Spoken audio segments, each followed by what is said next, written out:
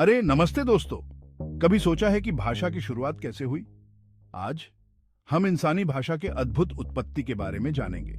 चलो इस प्राचीन रहस्य को मिलकर सुलझाते हैं। तो जरा सोचो, हमारे पूर्वज एक ऐसी दुनिया में रह रहे हैं जहां शब्द नहीं है। वे कैसे बातचीत करते थे? खैर, ये सब इशारों और ध्वनियों से शुरू हुआ। जरा सोचो, पके हुए फल की ओर इशारा करना, खतरे के बारे में चेतावनी देने के लिए आवाज निकालना, संवाद के ये बुनियादी रूप भाषा की नींव थे। थोड़ा आगे बढ़ते हैं और मनुष्यों ने अधिक जटिल ध्वनियां विकसित की।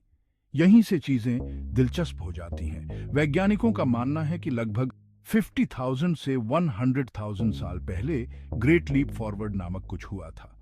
हमारे दिमाग का विकास हुआ और अचानक हमारे पास अमूर्त विचारों की क्षमता आ गई। इस छलांग ने हमें संचार के अधिक परिष्कृत रूपों को बनाने और समझने की अनुमति दी। लेकिन पहले असली शब्दों का क्या?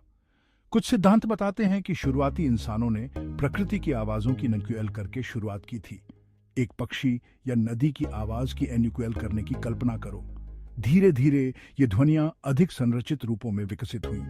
एक और थ्योरी ये है कि भाषा की शुरुआत सरल अर्थपूर्ण ध्वनियों से हुई, जिसे हम प्रोटोवर्ड्स कहते हैं। समय के साथ ये प्रोटोवर्ड्स आपस में मिल गए और जटिल भाषाओं में विकसित हो गए। अब आप सोच रहे होंगे, अलग अलग भाषाएं कैसे उभरी?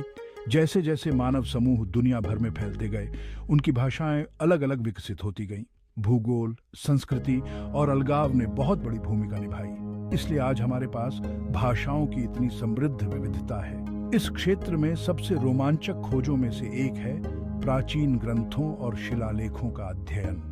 इनका विश्लेषण करके भाषाविद हजारों वर्षों में भाषाओं के विकास का पता लगा सकते हैं। तो ये महत्वपूर्ण क्यों है?